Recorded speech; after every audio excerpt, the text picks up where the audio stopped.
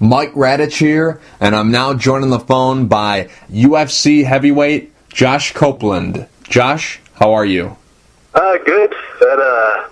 That intro sounds nice. Yeah, well, it definitely is deserved. You captured the RFA Heavyweight title, and everybody in the sport thought, okay, you won the title. Now the UFC is going to be calling and sign you. It happened last night when we talked on the phone briefly. I thought we were just going to talk about that fight and then see what's next for you. But obviously, I wake up this morning and I find out you're a member of the UFC's heavyweight division. So let's start with that.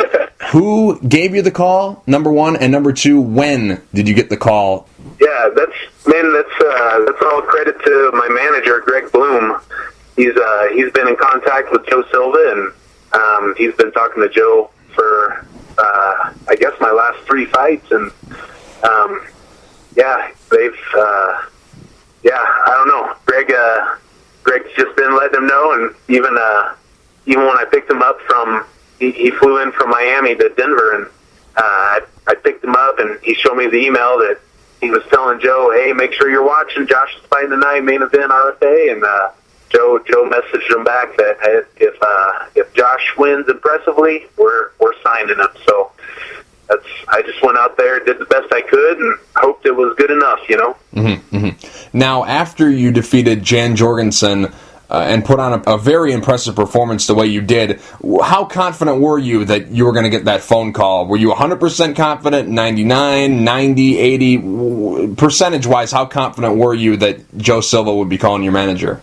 And I would say if my manager didn't show me that email, then I would have been, it's up in the air. You know, there's a lot of well-deserving heavyweights out there, and that's one of those things. You know, I told Greg when he got here, like, I can't guarantee anything, but I'll just do the best I can, and went out there. And sure enough, it turned out well, and it's at that point in time, you're just at the mercy of other people, mm-hmm. And that's right. That's something I hoped Joe liked what he saw, and mm-hmm. Mm-hmm. That's about it. Right. So you're 9-0 in your MMA career. How long did you think it was going to take you to get to this point? Like, how many fights in did you maybe 3 or 4 fights into your pro career? When did you start saying, okay, I need a couple more wins, maybe 4 or 5 and get there, maybe longer? How many fights? I knew that I would say in my career, probably when I was 5-0, it started looking like a possibility, and when I was going to fight Richard Foster, who was undefeated coming out of Seattle, and I knew that if I could beat him, it would look good, and that's really when my manager started getting in contact with Joe, and being able to beat him and move on to my next guy. We were both 6-0, 2 undefeated guys, and I really thought after that December fight I would be able to get called up, but it wasn't enough. So I just had to keep plugging away, Mm-hmm. I see. Now let's talk about that Jan Jorgensen fight. It took place a couple weeks back, RFA 16. You defeated him by first round TKO. Overall, how pleased were you with your performance in the fight? Man, I mean, sure, I was happy, to be able to just execute and do the things that my coaches keep pouring into me. I've got one of the best kickboxing coaches out there, Brian Youngs. He literally teaches me how to use angles, use my footwork to be able to set up things, and that's I don't know. It was fun getting to hear from him afterward that he's like, dude, my friends from back home in Indiana say that you move just like me, except you're a heavyweight, and that was a huge compliment to me, to just be able to make my coaches happy and proud that I'm actually doing the things that they're teaching me and trying to improve, Definitely. Now, I'm just curious, what exactly was the game plan going into the fight? Man, to fight. Right. That's, I don't know. I did not have the best training camp. came upon some injuries, and there was even a point in time I didn't even know if I was going to be able to fight. And I just kept telling myself, like I know what I can do, and I just need an opportunity. If I can get out there and move, and I know that I'll have the chance, to be able to win. So that's that fight was truly a blessing to me, and I can't say how grateful and thankful I am to be able to come out on top like that. Mm-hmm. Obviously, it was a very big fight for you. You captured the RFA heavyweight title, which is, pretty much, obviously looking back on it now, it got you into the UFC, you winning that title. If we would have talked, a week ago, it would have been a little bit different, but, it is your ticket to the UFC. You signed there, you're there now, but it's a big moment. But did it make it more special that you did it in your home state of Colorado? For sure. That's, I have so many loyal fans, so many friends and family that come to every single one of my fights, and that's to be able to put on a performance and be able to win on that stage, for First Bank Center there in Denver. It's one of the nicest places, and just to be able to get up there and do what I did, it's I don't know. I know you don't know me, but it definitely brings a smile to my heart, just to see everyone happy and excited, Mm-hmm. So it's, I don't know, it was nice that it was there in Colorado. Mm-hmm. Obviously, it's the biggest win of your career, but would you say it's the best performance of your career? I would say so. Me as a athlete, like as a fighter, I continue to evolve, and I haven't been doing this my whole life, and it's something that I continue to study and just try to learn, and a lot of people don't understand, that learning how to set up your strikes and learning how to set up different things, and timing is everything, and that's I was able to, I don't know, just be able to go out there and just watch Jan and the way he's moving, and I could feel when he's about to attack, and I'd either try to stick a jab in his face or I'd try to capitalize on top of that, work an angle and come up with my own combination. Mm-hmm. So that's, I would say, yeah, it's definitely the best performance, but that's only due to credit to my coaches and just continuing to try to learn from them. Now, I'm just curious, going into the fight, what kind of fight were you expecting? Were you expecting to finish him the way you did, very early in the fight? Were you expecting that? Did you look at his skills and look at your skills, watch him on tape, and be like, you know what, I think I can get him in the first round? Or did you see the fight going a little bit longer? When you were thinking about this fight through the training camp, how did you see it ending? No, I thought it would end earlier. Mm-hmm. Whether or not it was me winning or him winning, mm-hmm. I'm the type of guy, I'm not a brawler. I'm not going to just come out and throw bombs right in front of you. But anytime you go in to set up your strikes, set up your combinations, you're in their striking range, and a lot of people don't realize how hard guys over 200 pounds hit, and that's both of us being heavyweights, and especially Jan being the decorated Division I athlete that he was. That's I knew either I'm going to be running into something, or hopefully I was going to run into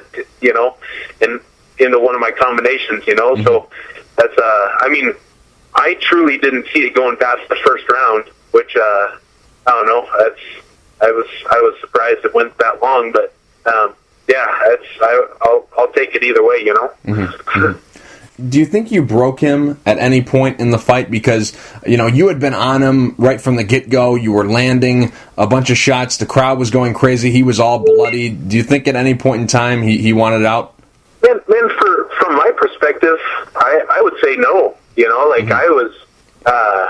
I was getting to a point where, my teammates, my coaches tell me all the time that I hit crazy hard, but dude, Jan can take a punch. I wasn't just trying to softly hit him, I was trying to take his head off with every swing, so I was it definitely came a point in time where I was starting to wonder what the heck do I have to do to take this guy out, you know? And that's so I mean, man, there's nothing like being able to have that head, you know, like a Roy Nelson head that can just take the beating and the punishment, just keep coming. Mm-hmm. You know, I don't know that it's the healthiest, but as from a fighter perspective, you know, to be able to take a punch and be able to keep coming, it's very, very impressive and speaks a lot to him as an athlete. Mm-hmm. Definitely. Now, the RFA title itself, the actual belt, now that you're with the UFC, do they want that back, or are they going to let you keep that? You know, how does that all work out? Because it's a very beautiful belt, and I'm sure you want it forever. So what's the deal with that? Have we even gotten to that point yet? Have we ever discussed that scenario? Yeah, we've talked about that, you know, and that's they told me that night, you know, I fought, I earned it, and I keep. So that's a nice thing about the RFA. You know, they definitely, I don't know, I guess wanted to take care of me in that aspect, you know. Yeah, that's good. I was worried about that. Yeah. I would almost say that if a lot of leagues were wanting their belts back, I'm sure there would be a lot of belts that accidentally got lost out there. You know, right? Those are keepsakes. You know, those are moments in time that you want to hold on to be able to show your kids. And yeah, I think every promotion knows that. Right. This last fight against Jan Jorgensen, you know, a lot of people were very excited at the venue. A lot of people were cheering for you. There was a lot of excitement. You know, Pat Miletich, you know, was very impressed with your performance after the fight. There was a lot of buzz after the fight ended, but then I saw a little bit of a drop-off. I didn't really see many people talking about it a couple of days later. I didn't really hear the buzz. I didn't hear the demand, this guy needs to be in the UFC. I didn't really hear that compared to some of the other RFA shows where a guy wins a belt and has a good performance. So I'm just curious, what was the feeling after the fight? You know, what kind of reaction were you getting, whether it was face-to-face or on social media or anything like that? You know, what was the scene like after the fight and the days after?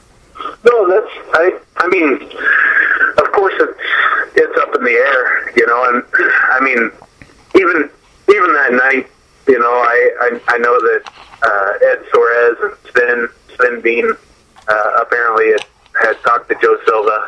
I know that my manager, Greg Bloom, had spoken to Joe Silva, and they were both basically confirmed, like, hey, I'm extremely interested. Let me watch, you know, like, I fought Friday night. Mm-hmm. UFC had their show coming up on Saturday night, and a lot of, you know, chaos, I'm sure, that goes on every UFC fight. So that's, you know, just to hear from them, you know, that Joe's, you know, basically can't wait to come home and watch it, you know, figure out things from there. You know, that's I wasn't too worried, you know, and like we spoke earlier, you know, that's, hey, worst case scenario, I'm going to be main event, national television again for the RFA, you know, like, right. It's not a bad spot to be in. So that's I mean, even going to the UFC, it's kind of like going,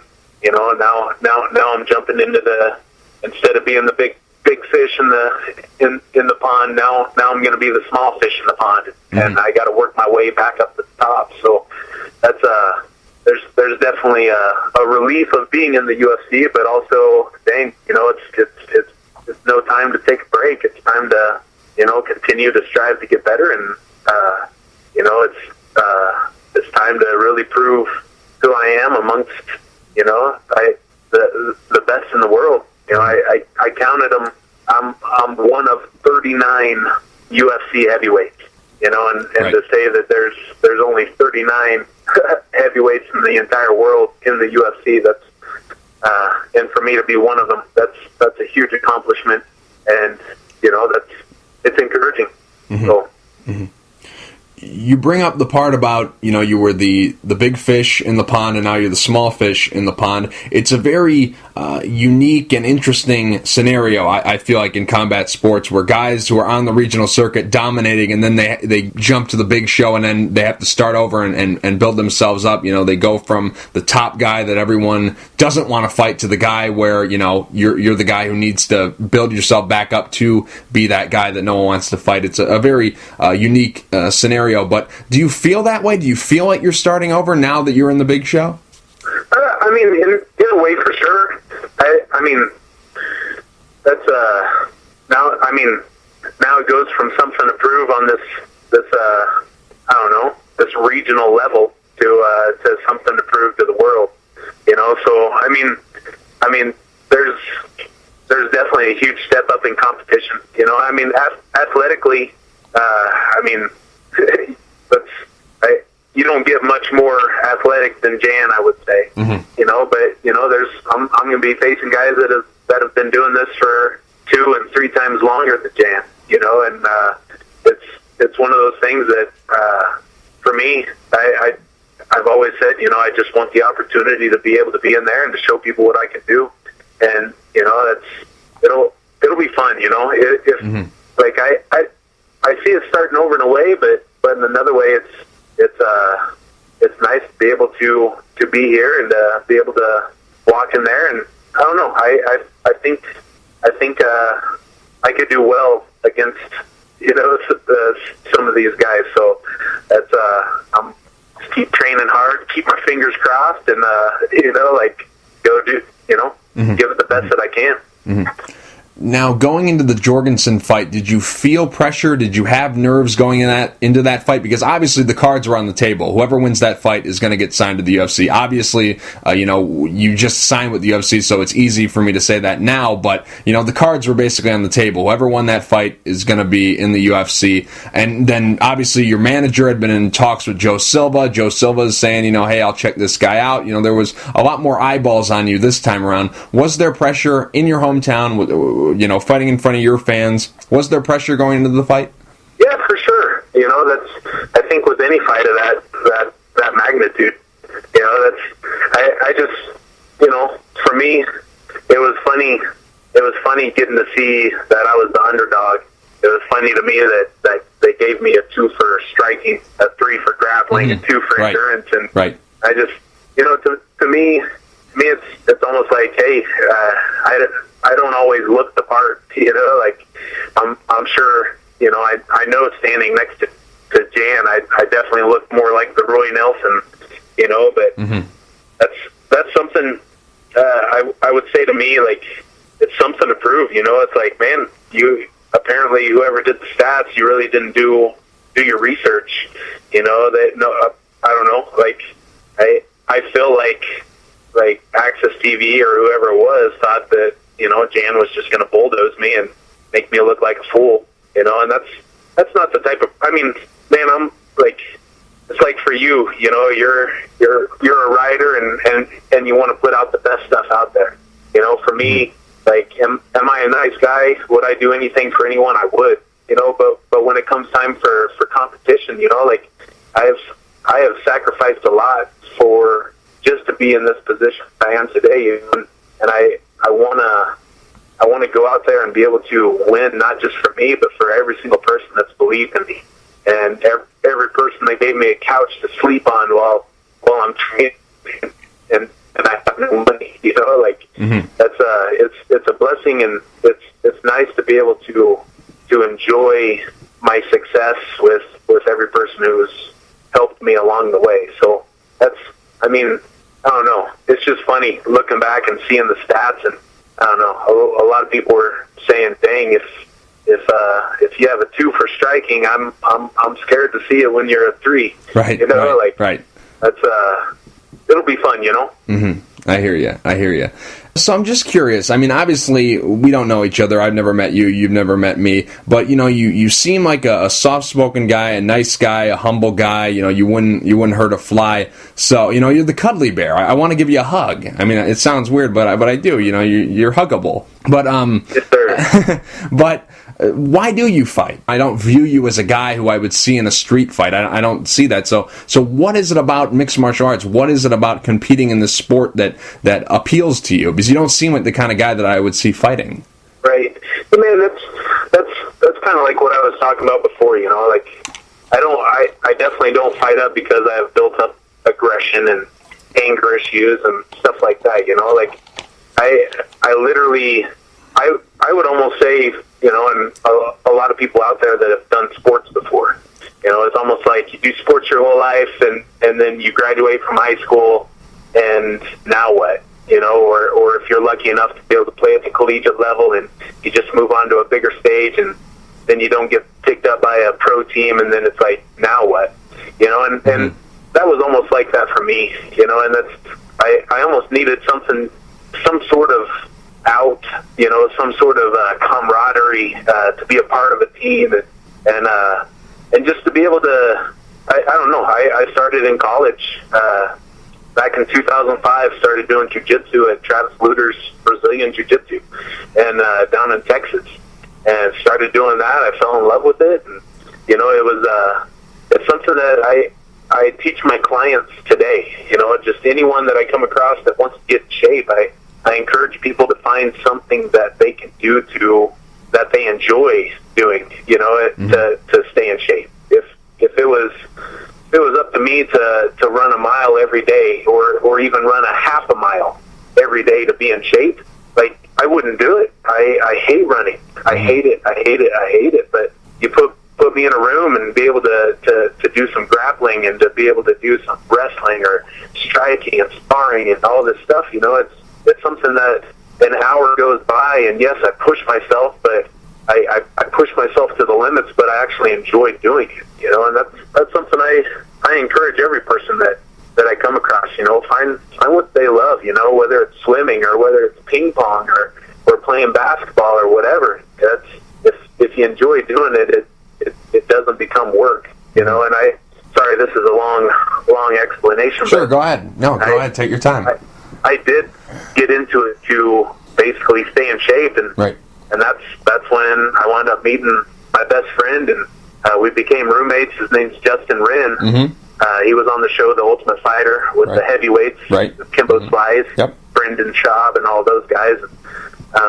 Man, I met Justin, and we started training together, and Justin just told me one day, he's like, dude, why don't you fight? You have, you have a natural ability to do this, and, things come easy to you and whatnot. And sure enough, we kept training together. I became his main training partner, and he got off the show The Ultimate Fighter and came home and told me, dude, we're moving to Colorado. So that was, I don't know, I would say I fight for the competition and, just be able to be the best that I can be. Mm-hmm. How is Justin? What's he up to now? I haven't seen any news about him fighting. I don't know if he's still active or anything. What's his deal? How's he doing? Yeah. Man, Justin is, believe it or not, he's over in Africa.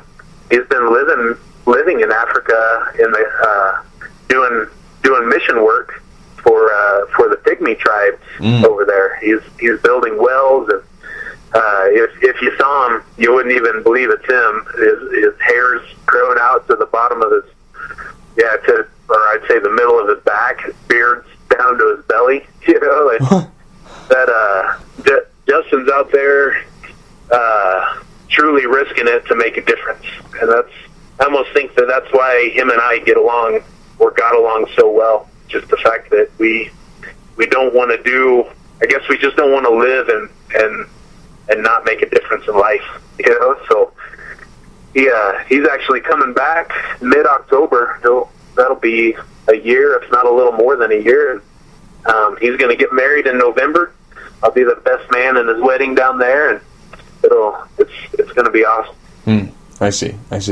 Now, you mentioned that he was the reason why you decided to go to Colorado and train at Grudge, because obviously one of his coaches on The Ultimate Fighter, Trevor Whitman, is the head trainer at Grudge.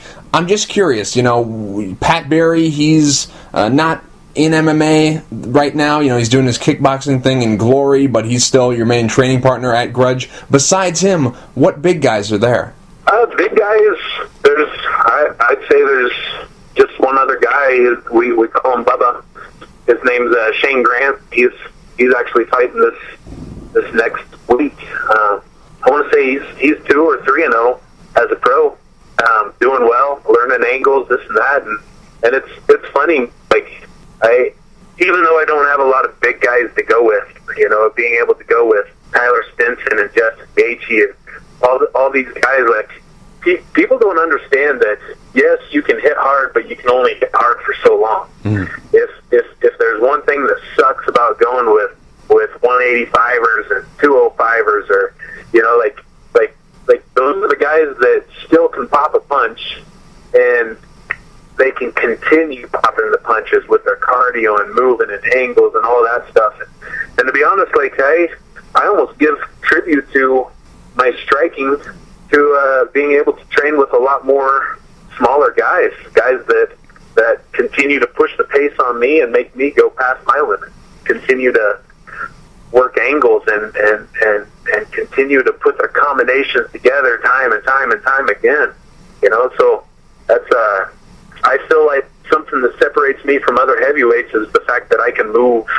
I'm 265 pounds, but I'm not slow, and I'm not the guy that's just going to stand and bang. I'm the guy that's going to set things up and get the timing of the other person, watch their feet, be able to come at them with angles, and not just straight down the middle.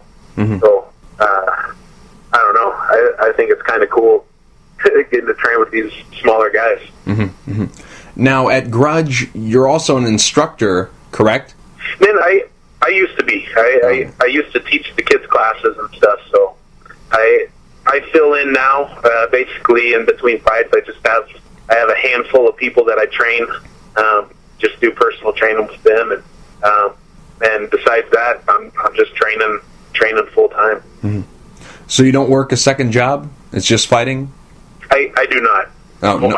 I'm definitely blessed with just being able to train full time and teach a few clients here and there. That's good. That's good. That's real good. That's what you need. I mean, all these other guys are doing it. You gotta stay up with the rest of the competition. That's good. That's real good. Yes, sir. Yep. Now, you had a kid, and even though you're not the mother, you still put on baby weight. Is this something that you're going to keep on? Was this weight, good weight that you can use, functional weight that you can use in MMA, or do you see yourself dropping that weight and trying to get back down to the level you used to be? Man, I am a true heavyweight. That's one thing I've struggled my whole life with is my weight.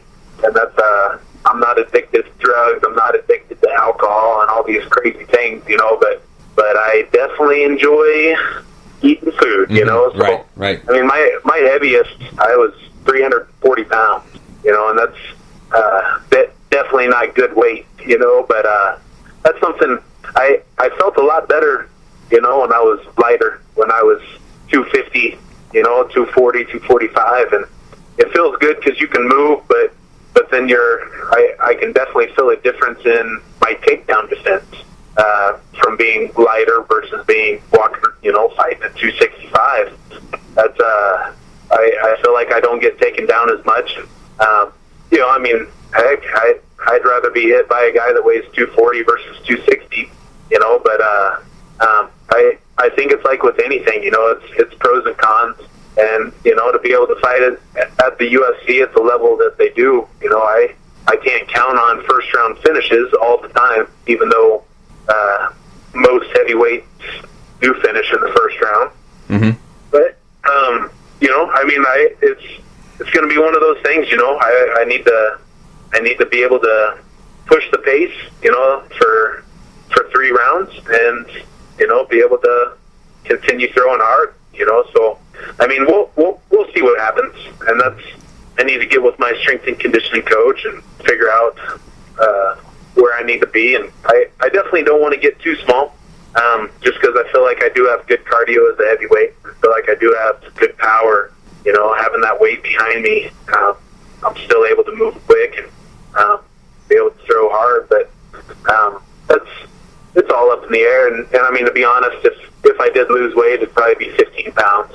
might be 10 pounds. You know, I'm not going to drop to 235, 240. You know, I don't know. It has its time and place, but I feel like I can do well, sit 250, 255. I see. Now, I'm just curious, how many fights in your career, whether it's amateur or pro, how many fights have you had outside of Colorado? None. None. I had my first pro fight here, my first amateur fight, and my last. So that was I trained at Travis Luter's for about 3 years down there in Texas.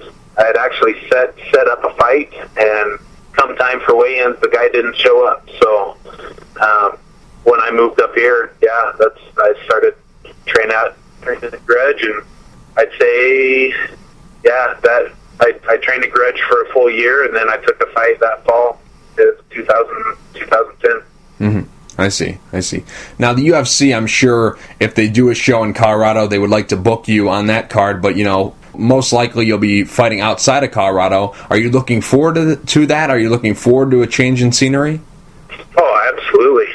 I think if they had a show in Colorado and had me on it, I'd definitely be kind of sad. So that's one thing. I mean, I didn't grow up with a lot of money, so I haven't got to see a lot of places.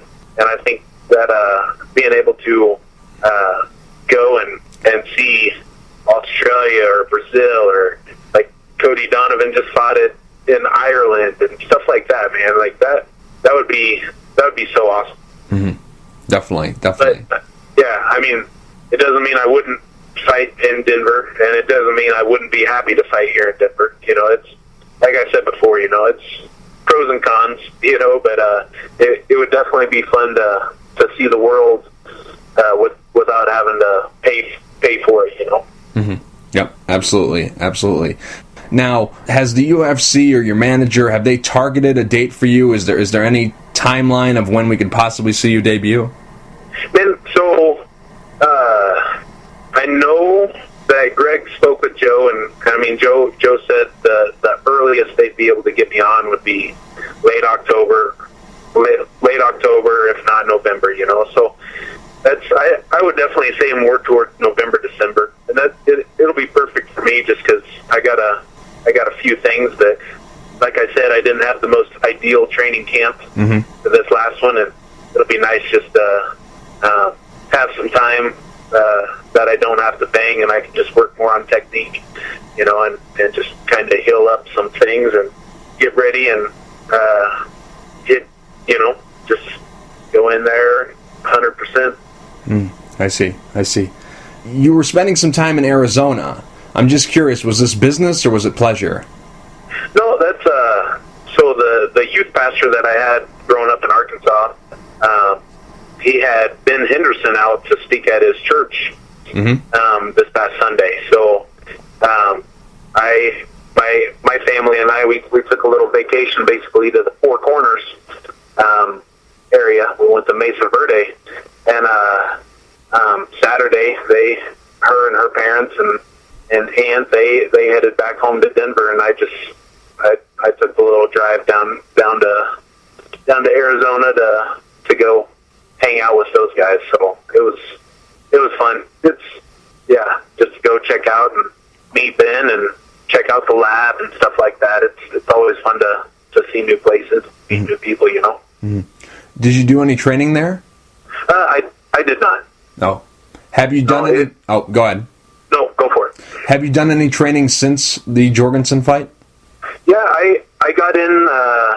Let's see, last week before I left, I just went in, did some technical sparring and just moving around and stuff like that. You know, I don't want to get out of shape. You know, I would almost say my key to success is continually just being consistent.